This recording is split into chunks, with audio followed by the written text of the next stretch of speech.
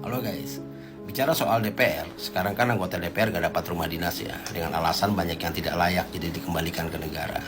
Nah sekarang mereka, anggota DPR ini dapat tunjangan 50 juta per bulan untuk perumahan. Sementara rakyat dapat potongan perumahan 3% dari gajinya per bulan. Ini apa bisa jadi ya, potongan gaji 3% dari rakyat ini untuk tunjangan perumahan anggota DPR ini. 50 juta per bulan, 600 juta setahun, dan selama 5 tahun bertugas artinya 3 miliar. Ini baru satu orang saja. Nah, bayangkan dikali dengan jumlahnya gitu ya, anggota yang ada gitu. Dan sekarang mereka masih minta dinaikkan gajinya dengan alasan supaya tidak korupsi. Aduh. Dan saya yakin kebijakan soal perumahan ini akan menjalar ke bawah nih. Gak cuma DPR, DPRD, kabupaten, provinsi, kota, semualah pasti akan menerapkan hal yang sama dengan variasi yang berbeda. Ini berbanding terbalik dengan apa yang terjadi di Swedia ya. Di negara itu, Swedia tidak menawarkan kemewahan atau keistimewaan bagi para politikusnya.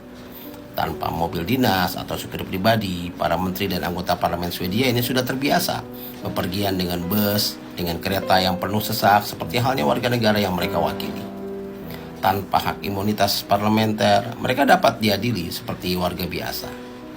Tanpa sekretaris pribadi di depan pintu, kantor parlemen atau kantor yang mereka miliki masing-masing ini sangat sederhana, hanya seluas 8 meter persegi. Sayalah yang membayar para politisi ini dan saya tidak melihat alasan untuk memberikan mereka kehidupan yang mewah. Begitu kata Joakim, salah seorang warga Swedia ketika ditanya wartawan. Nah, dalam artikel yang dibuat oleh jurnalis bernama Claudia Wallin 5 tahun yang lalu, disebutkan bahwa politisi yang berani menghabiskan uang rakyat untuk perjalanan dengan taksi gitu ya, bukannya naik kereta, biasanya akan masuk dalam headline yang dalam masuk berita utama. Bahkan ketua parlementer Swedia menerima kartu untuk menggunakan transportasi umum. Hanya Perdana Menteri yang memiliki hak untuk menggunakan mobil dari pasukan keamanan secara permanen. Nah, kalau kita perhatikan lagi ya, anggota parlemen Swedia ini hanya tinggal di apartemen kecil di ibu kota gitu, di mana mereka mencuci dan menyetrika pakaian mereka sendiri di binatu umum gitu ya, itu laundry umum gitu ya.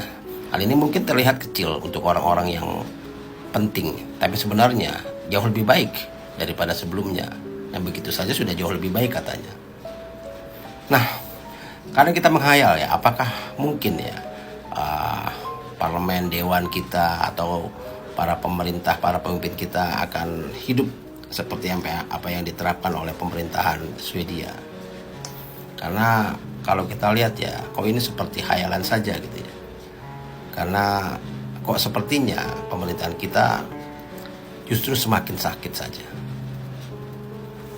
Salam.